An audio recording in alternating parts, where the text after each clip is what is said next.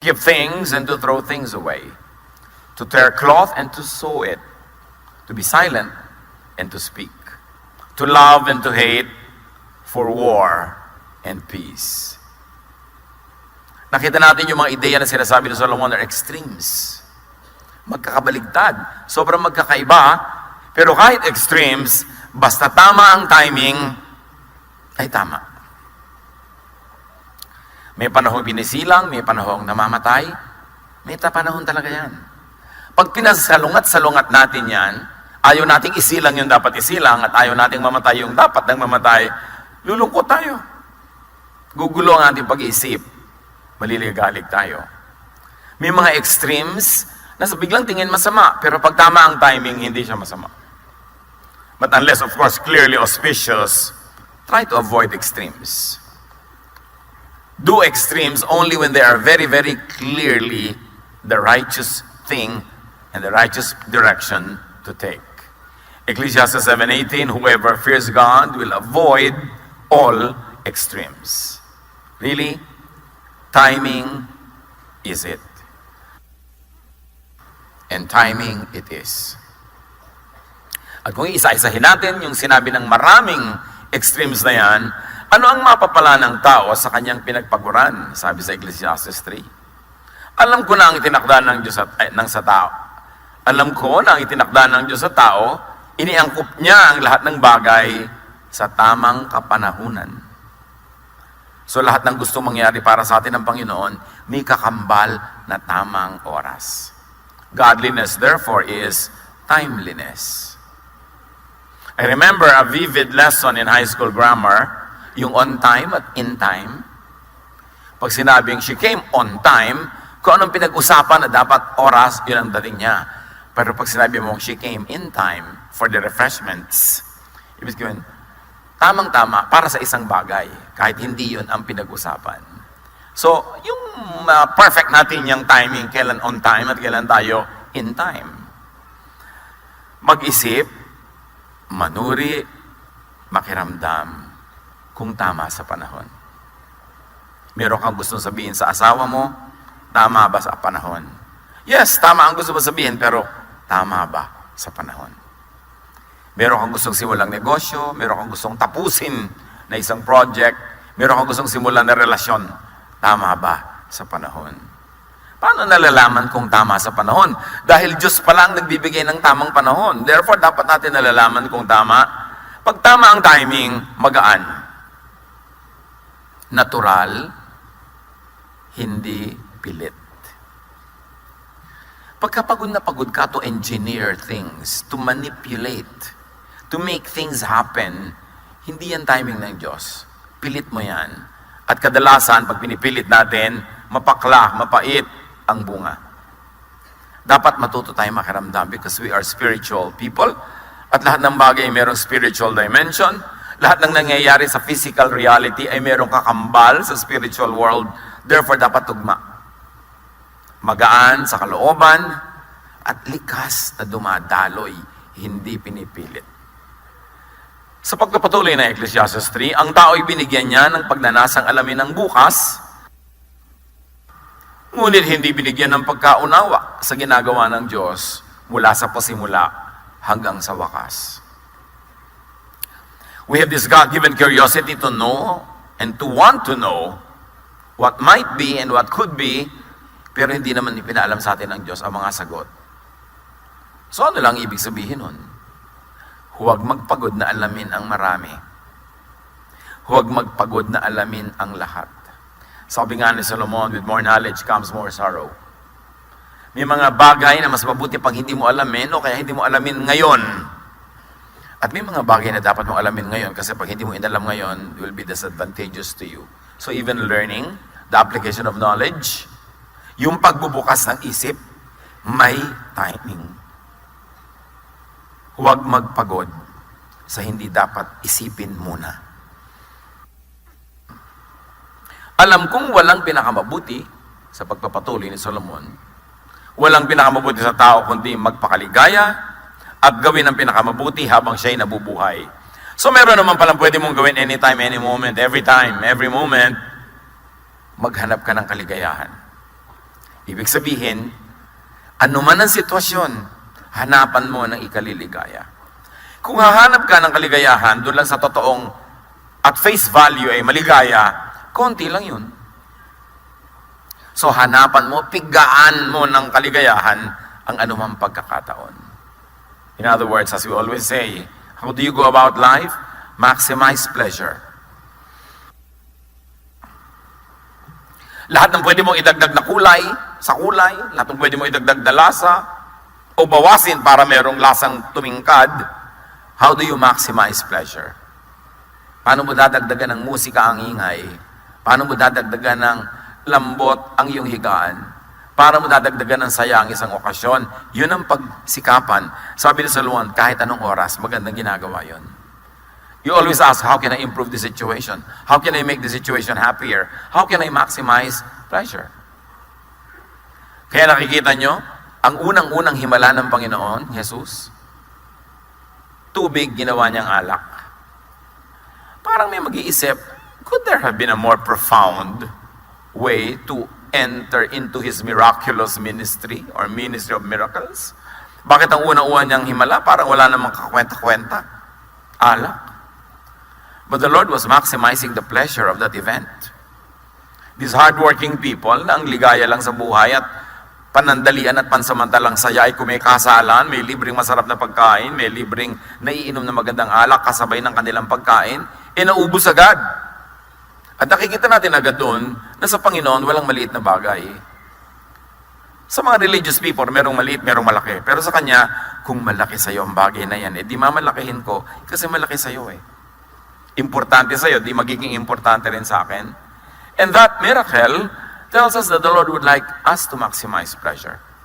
Kasi kung nag-uwi na agad dahil wala ng alak, wala ng handa, di balik na naman sila sa kanilang napakahirap na buhay at pagsisikap na lang na walang katapusan hanggang magkaroon uli ng susunod na kasalan.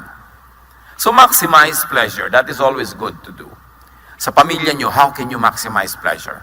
When you have an event, when you have a gathering, and even at work, how can you maximize pleasure? Yung mga iba, yung Monday na naman, pasukan na naman, ayaw pumasok kasi parang impyerno ang trabaho. But how can you make the workplace more pleasant? How can you maximize your happiness while at work?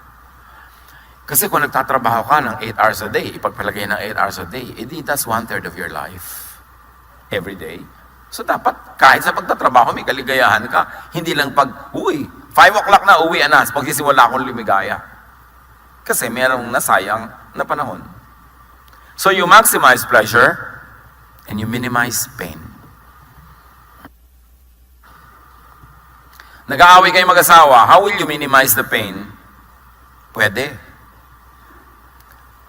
Merong may sakit na kamag-anak o mahal sa buhay, how will you minimize pain? Merong kabiguan, merong hindi pumasa sa board, merong paulit-ulit na nabibigo. How will you minimize pain? Because pain is always around.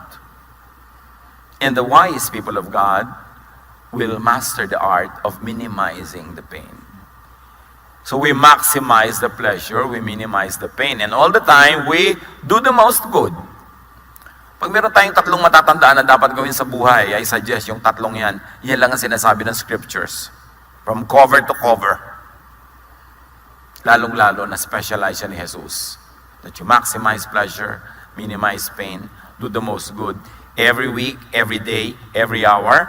Because every day, every week, every hour that passes is wasted if you're not able to maximize life. So how do you say, Happy New Year? Greet tayo ng greet ng ganyan, Happy New Year. It's as good as asking, how can I maximize your pleasure? How can I help minimize your pain? Pwede ba kitang ipagamot kung wala kang panggamot? Pwede ba kitang regaluhan ang isang napakagandang higaan na bagay sa iyo na hindi ka na makabangon? Pwede bang batang-bata ka pa regaluhan na kita ng hospital bed?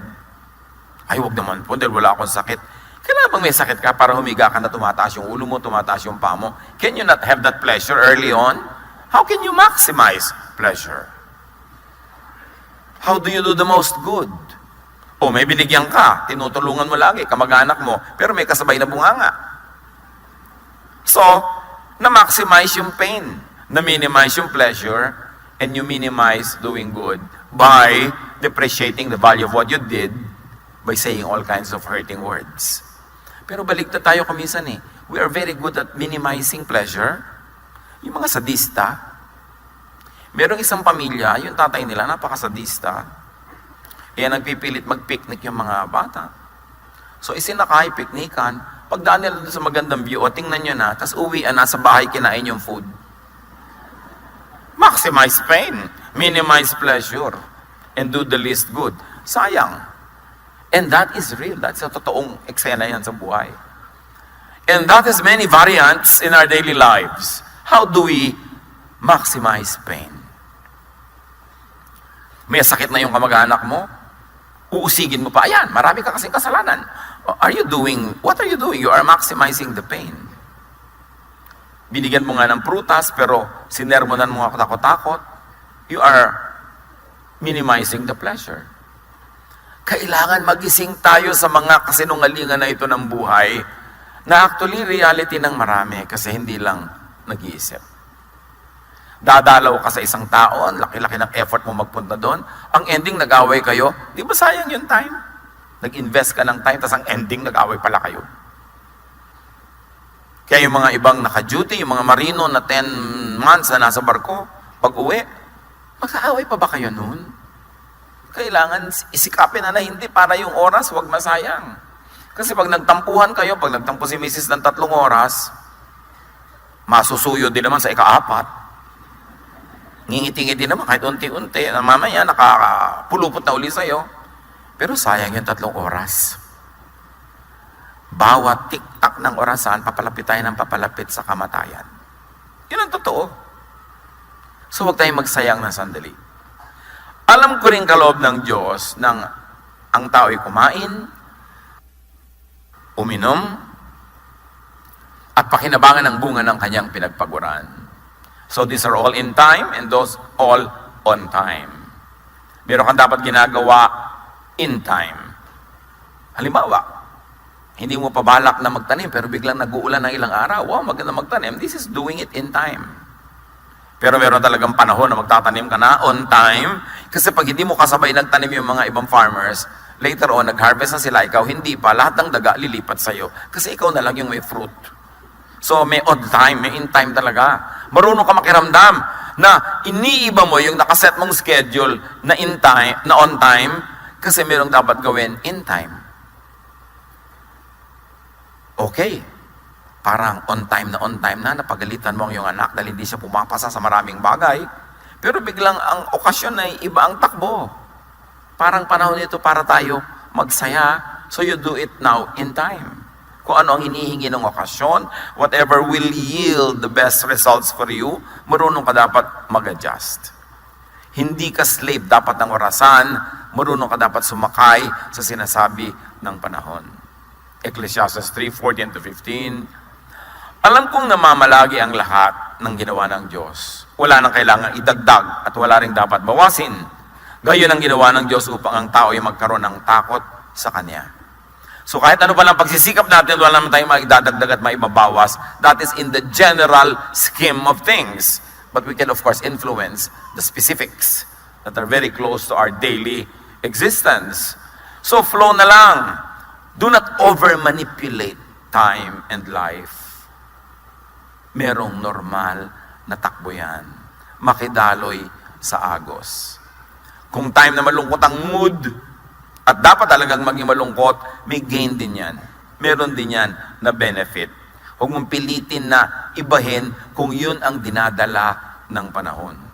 Lahat ng nangyayari ngayon ay nangyari na noong una.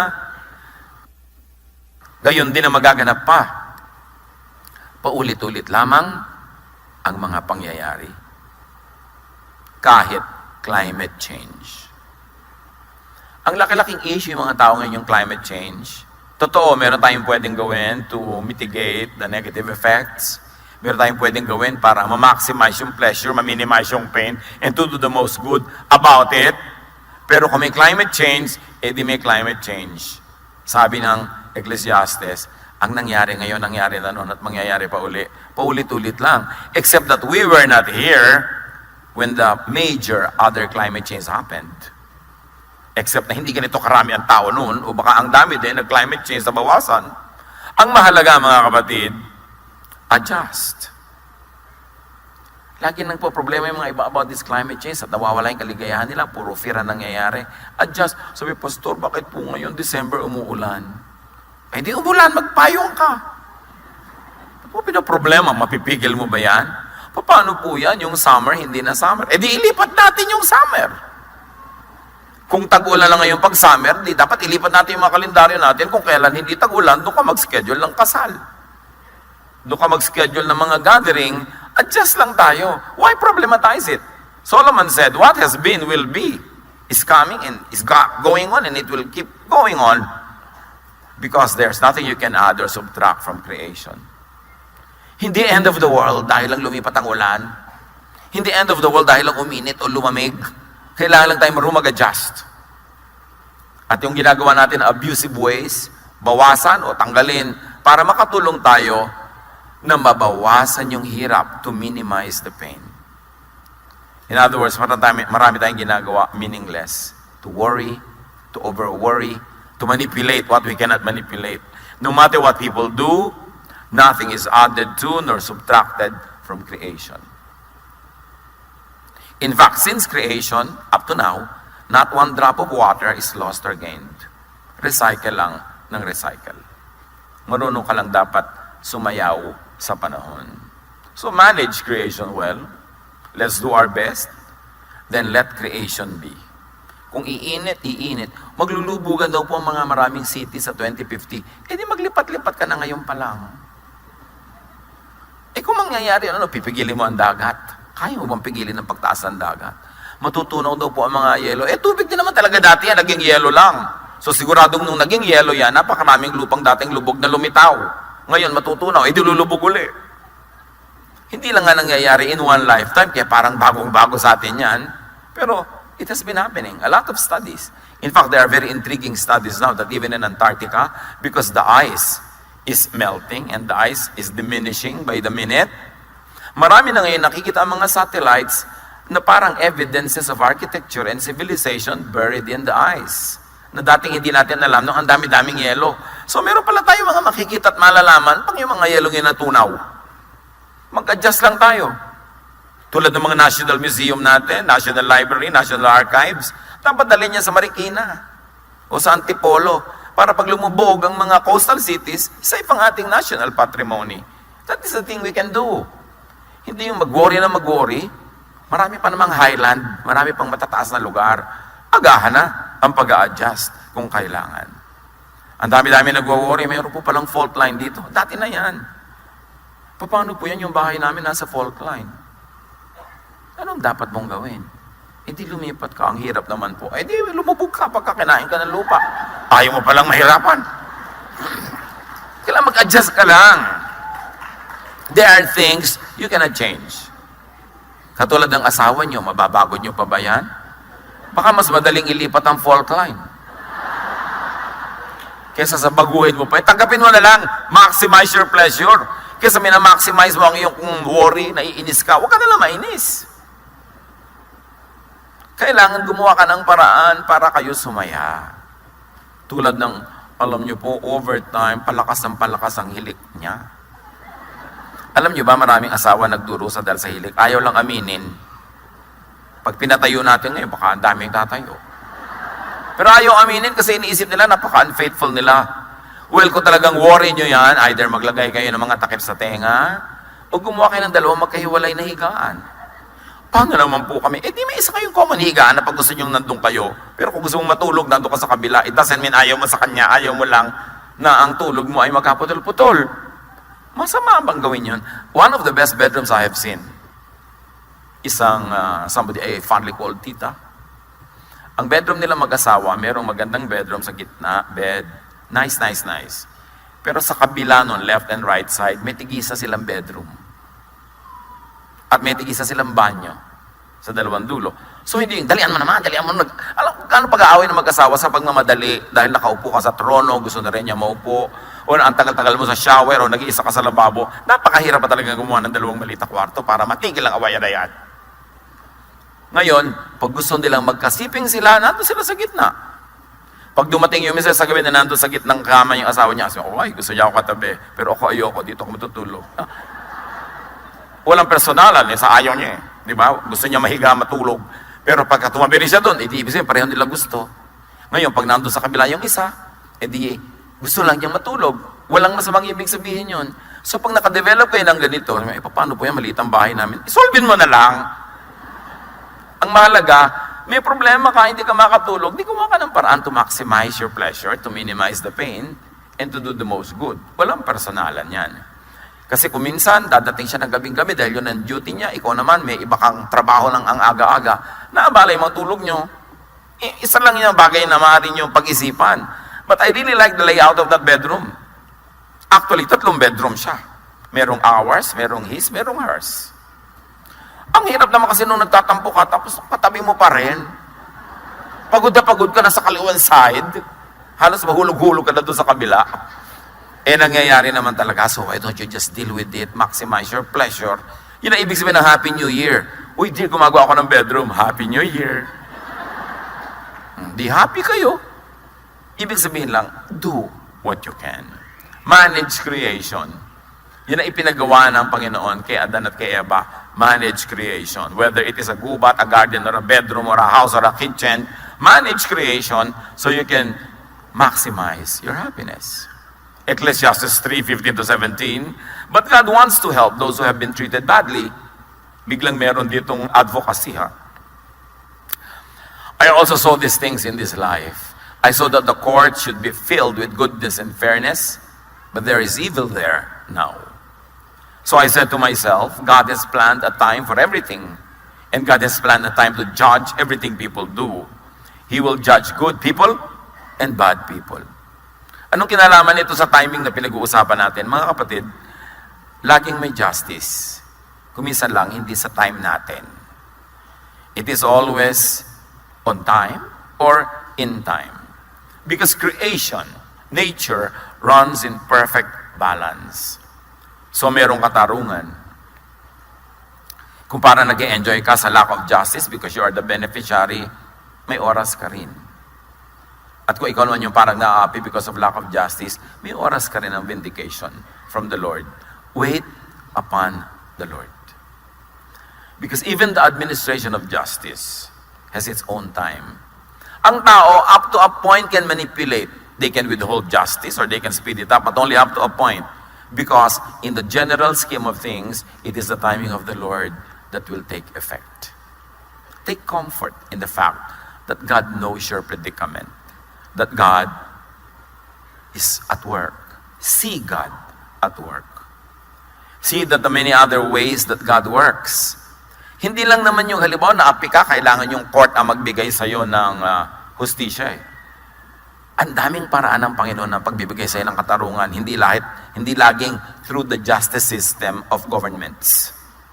So makikita mo, parang naapi ako doon sa court case ko, pero panalo naman ako kay Lord sa ang dami-dami mga ibang cases na binibigay niya sa akin. Dapat tingnan mo yung malawak, hindi lang sa isang bagay, because God is at work in many fronts. Maraming paraan, maraming kulay ang paggawa ng Panginoon. So, Solomon is emphasizing that whether or not you see justice at work, you do your thing, promote justice. It is something that is good to do all the time. Create a climate of justice. Mahirap para sa isang hukom na maging very just kung ang buong sistema, ang buong climate ay very unjust. So dapat tayo tumutulong, gumagawa, lumilikha, nagko-contribute to create a climate of justice, a just society, a just civilization. At pag hindi natin ginawa yung dapat natin gawin dyan, hindi tayo nag-contribute, lahat din tayo aanin ang bunga na yan. Tulad ng nangyayari sa atin ngayon. A lot of injustices are happening, but you don't have one particular person to blame. Yun lamang hinahayaan mo na merong injustice, kahit hindi ikaw ang gumawa ng wrong, participant ka sa pag-create ng climate of injustice. Yung nakapila ka kuminsan na ganyan, meron pang uuna sa'yo, ang ganda-ganda ng damit, ang laki-laki ng hikaw, tapos walang urbanidad ng uuna. Papayagan mo ba o i-correct mo? What kind of climate will you create? Kasi may mga batang nanonood, may mga kasamang iba. So anong gagawin mo doon? Kailan ka dapat manindigan? Lahat tayo may pananagutan kung bakit ganito ang nangyayari sa ating paligid. Again, how do you minimize pain? How do you maximize pleasure and do the most good? Because there's a lot of happinesses in our lives that have to come from the whole surroundings. Hindi lang ikaw ang gagawa nun, bunga dapat yon ng ating pakikipagtalastasan, ng ating pakikipagtulungan sa isa't isa. So, gusto mong tumigil ang mga baha sa inyong neighborhood, dapat lahat tumigil magkalat doon sa mga kanal at maghulog ng mga basura doon. Dapat lahat maging disiplinado. Kasi kung ikaw lang disiplinado, mababaha pa rin doon. Okay, ang gandang business opportunity. Pero alam mo, hindi mo gusto yung karakter nitong magiging makasosyo mo. Tutuloy ka pa ba for the prospect of profit? Pero pagtsatsagaan mo ito mga taong ito, why do something that is not pleasurable? Lalong-lalo kung hindi na naman maiiba ang kinakain mo, yun na rin yun. May pera ka na rin. Wala nang malaking pagbabago sa buhay mo whether or not you did this business. Why will you do it if there's a lot of pain? If your pain will be maximized and your pleasure minimized. So, nag-iisip-isip tayo, ano bang mahalaga sa akin? Kumita ng magdagdagan ng kita ko o madagdagan ng kapayapaan ko, ang aking katahimikan. One of the luxuries in life when you have already made enough money is that you have the choice who to work with. At kung ayaw mo, hindi ka sasaya, di wag. Bakit mo kailangan gawin? And I have counseled many business people on this area na ay, ang laki ng opportunity. Somebody calls me. Ang laki ng opportunity. Talagang malaki. Kaya lang yung kapartner, questionable. Yung parang magkakaroon ako ng discomfort. So, well, kahit naman gawin yung business mo yan or not, ang kakainin mo pa rin 3 times a day, ganito karami. Ang kailangan mo pa rin, 1 car at a time. Hindi mo rin naman dadagdagan ang kakainin mong steak. So, why do this business? Wag na lang, kasi merong displeasure. Kung minsan, iyayakap mo yung kahit ayaw mo kasi necessity. Because it will lift you out of poverty. But when you are no longer poor, why bother? Dapat ang inuuna mo na yung ano yung mas masaya sa buhay, ano yung mas tahimik. Ganyan din yung mga pamilya. O mas malaking opportunity natin sa ganitong gagawin. Kaya lang, less time together tayo. Kaya lang, magkakalayo-layo tayo. Eh bakit pa? Maglayo-layo na lang tayo kung talagang kailangan lang natin dahil wala tayong makain. Pero may kinakain na tayo, meron tayong basic ginhawa, eh magsama-sama tayo dahil who knows kung sino ang biglang mamamatay bukas. Hindi natin alam yun. So, pinipili natin kung ano yung magiging maximum pleasure, minimum pain sa buhay. Hindi yung maximum kita, minimum kita, yung pleasure, yung pain, your happiness, and the doing good. Yun ang mahalaga na i-factor sa pagde-decide. At sino ang makapagsasabi sa kanya kung ano ang mangyayari pagkamatay niya? Sabi ni Solomon. Isa pa kasi yan na nagpapinoproblema ng tao. Nasa na po kaya ang tatay ko ngayon? Puntahan mo na nang malaman mo. Kasi ibang gusto nila nung napakasimpleng sagot para lang lumigaya sila. Pero sinabi nga, sino makapagsasabi kung ano ang mangyayari pagkamatay ng tao? Si Solomon na nagsabi noon. Meron tayong general idea na itinuro sa atin ng catechism, ng religion, ng Bible study. Pero do not overthink. Do not over-theologize about eternity or post-earthly life because the Bible doesn't tell us details. Be careful with religious teachings na sobrang detalyado ang future events. They are usually based on some vague verses at bumuo sila ang kanilang guni-guni ng fully scripted eternal life. You don't need to buy that. We don't know what holds the future, what the future holds, but we know who holds the future. And we know that the future is in God's hands. Hindi natin kailangang malaman bawat detalye kung ano mangyayari. Ano po kaya pastor ang kulay ng pakpak ko? Uy, tanong mo muna, magkakapakpak ka ba? Kailangan mo talagang lumipad sa eternity. Ano po kaya? Paano yung mga kaaway ko noon? Katulad ng tanong kay Jesus, paano yung 7 ang naging asawa sa lupa? Sinong asawa sa langit? Sabi ni Jesus, para mga anghel na sa kabila, wala nang ganyan-ganyanan. Jesus was saying, look, God will take care of this. You don't have to worry about these things. Pero yung iba talaga, lagi natatakot mamatay, natatakot na ganito. paano po yung stepmother ko? Kasama ko rin sa langit. Yung nakaaway ko, kasama ko rin ba yan? Isa yan na nagtatanggal ng happiness natin eh. Nababawasan yung excitement to be with the Lord in an eternal spiritual context. Because we over-worry. Tapos parang gusto mo talaga may mga magpunta sa impyerno. Ibig niyo po sabihin, yung mga kapitbahay ko, hindi rin sila pupunta sa impyerno dahil na born again. So gusto mo ikaw lang. Yung mga bagay na hindi dapat pinag-iisipan. Kasi kahit anong pag-iisip ang gawin mo, sayang lang, hindi mo rin masosolve. Ecclesiastes 4:4, nakita ko rin ang tao ay nagpapagod upang mahigitan ang kanyang kapwa.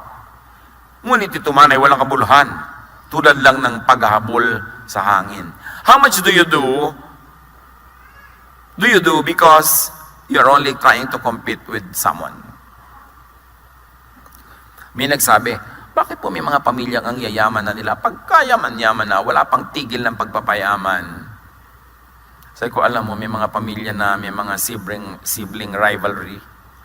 So yung magkakapatid na yan, kahit bilyones, trilyones ang pera, may personal silang paligsahan, kaya ayaw nilang tumigil. Hindi lang dahil gustong-gusto nilang kumita, kasi may mga kalaban sila. Meron silang audience, meron silang pinaghihigantihan na dating umapi sa kanila, ng small sa kanila nung araw. So gusto lang ngayon madaig. Pero sabi ni Solomon, sayang ang pagod kung ginagawa mo lang yan para daigin ang kapwa. Useless. What is useless and waste of time? Competitive hard work. Competitive acquisition. Just to outdo your neighbor. Yung pagod na pagod ka ng paliitin ang bewang mo dahil lang mas maliit ang bewang ng kapitbahay mo. Diba? May ganun eh. Gustong-gusto mo na yung anak mo, napakataas ng grade, hindi para siya matuto, kundi para madaig niya yung kapitbahay nyo, para mas proud ka dun sa nanay niya kaysa madaig mo sila. Gaano karami sa ginagawa natin mga kapatid dahil lang may kakompetensya tayo. And most of the time, our competitor doesn't even know we exist. Sa kanya lang tayo fixated, hindi naman siya fixated sa atin. Sayang ang panahon. Merong positive na pagsisikap. Iba naman yung hard work to create or to recreate. You want to outdo your previous performance. You want to do it better, then that is good.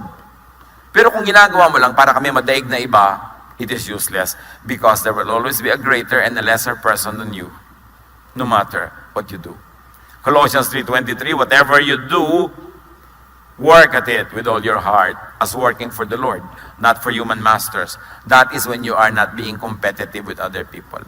But you only really want to excel, you want to do what is good. Iba yung having much in order to give away. Meron naman payaman ng payaman para marami siya ipamigay. Merong, bakit pagod ka pa ng pagod? Meron ka na, mga kapatid ko kasi, mahihirap eh, kailangan tulungan ko. Well, that is a good thing to do. Hindi to compete, but to be able to be a good and a better giver. Ephesians 4:28, ang magnanakaw ay huwag nang magnakaw. Sa halip, maghanap siya ng marangal na ikabubuhay para makatulong sa mga nangangailangan. Yun, worthwhile yun. To do more, to achieve more, to get more, so you could be more helpful. So alin dun ang mga motivation natin? Kung minsan magtataka ka, pupunta ka sa mga probinsya, ang lalayong mga bukid, biglang ang lalaki ng bahay. Makita mo may gumagawa doon. Gaano kalaki doon ang competition na magkakapit bahay? Anak, yung kapitbahay natin, nagpapagawa na ng bahay. Daki-laki mong padala mo. At magpapagawa na rin tayo. Di ba?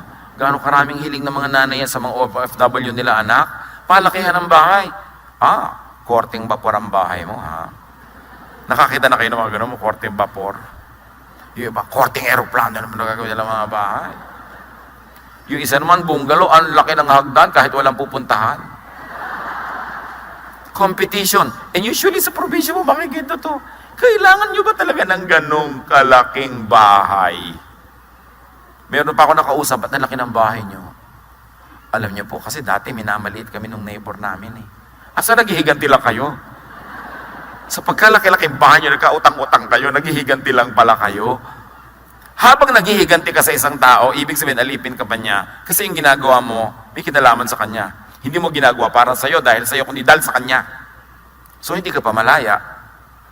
The best revenge is not to take revenge. Dahil habang nagre-revenge ka pa, siya pa ang reference point mo. Alipin ka pa niya. Naaapi ka pa niya, napapahirapan ka pa niya nang hindi niya alam. So set yourself free. A free mindset to do the most good because that is what you want to do. And not to maximize your pain para ka makaganti. Nakakaganti ka nga but you're maximizing your pain? What's that? Kailangan you minimize pain. Ecclesiastes 4:5-6. Sinasabi nilang mangmang lamang ang naghahalokip-kip ng kamay at nagpapakamatay sa gutom. Ngunit mas mabuti pa ang isang dakot na may katahimikan kaysa dalawang dakot ng pagpapagod at paghahabol sa hangin. A handful where there is peace is better than 2 handfuls where there's a lot of sorrow and a lot of troubles and a lot of stress. Dapat alam natin when to stop. Mas mahalaga yung tahimik. Sabi nga, better a meal of vegetables than a meal of meat with a lot of strife. Mas simple, pero tahimik, yun ang mabuti. But I say it is better to be satisfied with the few things you have than to always be struggling to get more. Yang more na yan, hindi natin titigil. Marami talaga yung mga nagtatrabaho abroad, syempre, it breaks my heart when couples have to separate for work or families. But sometimes they have to survive. Pero sabi nga nung isang kausap ko noon sa Middle East na Amerikano, nakikita niya kasi mga ibang Pilipino doon, 30 years na, 40 years. Sila na yung humawan talaga ng buong bundok doon. Sila na yung nagtanim ng lahat, nandun pa rin sila. Sabi nung Amerikano sa akin, correct me if I'm wrong, sabi niya sa akin, among you Filipinos, the first 3 or 5 years here in the Middle East is necessity. Sabi niya, and beyond that is luxury. Sabi niya, and after 10 years, greed. Sabi ko, well, maybe there's some truth in it, but not entirely. Pero meron din. Kasi yung iba, talagang umalis ka lang para makabayad tayo ng utang. Nung nabayaran na, ay, kailangan nga pala nating bumili ng lupa. At nung nagkalupa, ay, kailangan nga pala natin lagyan ng bahay. At syempre, nung nagkabahay, dahil malayo yun, ay, kailangan pala natin ng kotse. At pagkatas, ay, kailangan na pala nating magpaaral. Hindi na ngayon makauwi si OFW hanggang hindi bangkay. Masakit, pero totoo. When do you stop? Hanggang kailan yung kailangan? Hindi ba ang kailangan ng pamilya magkakasama? Hindi ko minamaliit at minamasama yung paghisikap ng mga tao, nagtitiis magkakahiwalay. Kaya lang, dapat ninyong lagyan talaga ng hanggang saan ito. Kasi hindi naman nauubos ang needs, palaki ng palaki. Ay, magkukuleyo na ang mga bata. Ay, tatagal ka na naman. Ay, nag-asawa ang anak natin. Ay, gatas ng apo. Ay, lumalaki na ang apo, nag-drugs. Ay, drugs ng apo. I have seen it all, mga kapatid. Napakarami kong inilibing. Na meron akong hinanakit sa paglilibing kasi inisip ko, hindi pa ito dapat namatay kung hindi lang sobrang pressure.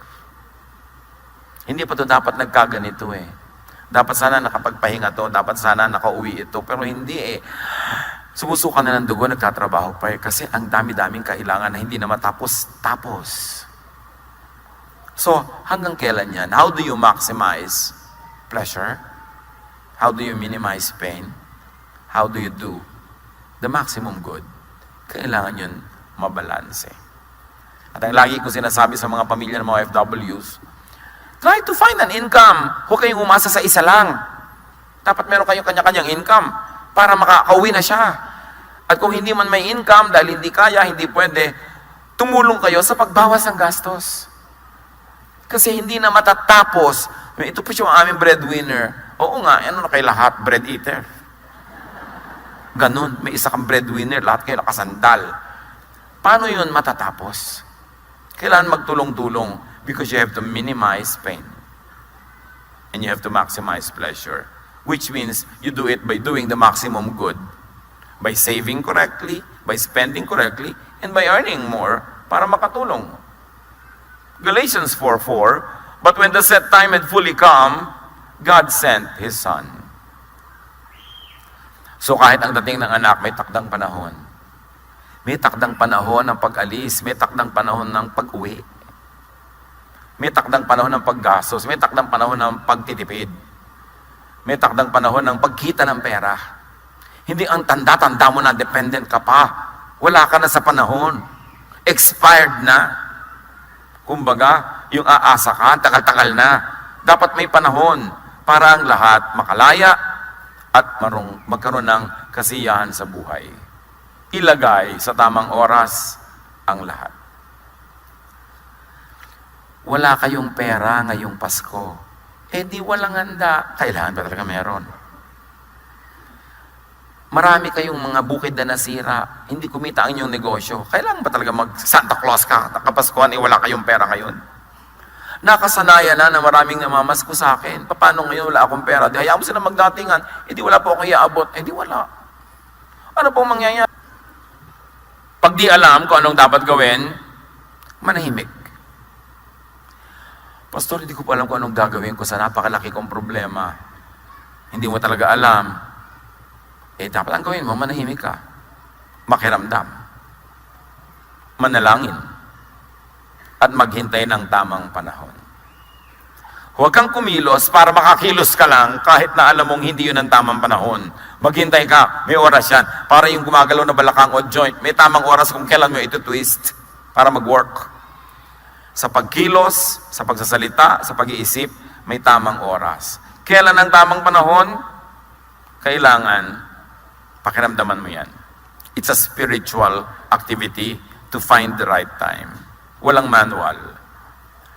Dapat, yung pangyayari, parang nagtutulong-tulong ang buong universe para dalhin sa'yo yung gustong dalhin sa'yo, alam mo, tamang panahon yun. Kusa, bumubukal, hindi pilit. Kahit pag-ibig, kung may magmamahal sa'yo, kusa kang mamahalin, bumubukal, hindi pilit. Kahit anong pilit ang gawin mo, hindi mo talaga yan mapipilit. Kailangan maluwag, magaan, at tumatalab. So, kailan ang tamang panahon? Spiritual activity yan, I cannot tell you. Pero kailangan, sabi, be still and know that I am God. Watch God at work. Makiramdam ka, sumunod ka. Pagka lumakad na ang Diyos, sumunod ka. Pagka huminto ka, huwag mong pangunahan. Kung hindi mo alam ang gagawin, wala kang dapat gawin. Kesa magkamali ka. Maghintay. Ipararamdam yan sa'yo kung nakikiramdam ka. Ecclesiastes 3:1, there's a right time for everything, and everything on earth will happen at the right time. Happiness is a matter of timing. You do the right thing at the right time, that will be happiness. Kailangan sensitive tayo sa sinasabi ng panahon. Panginoon, turuan niyo po kami na maging mapagpakiramdam, maging sensitive. Turuan niyo kaming dami-damihan, haba-habaan ng aming quiet time, quiet moment with you, para madinig namin ang inyong tinig, ang inyong udyok, ang inyong direksyon. Turuan niyo rin po kaming suriin ang aming ginagawa sa maiksing buhay na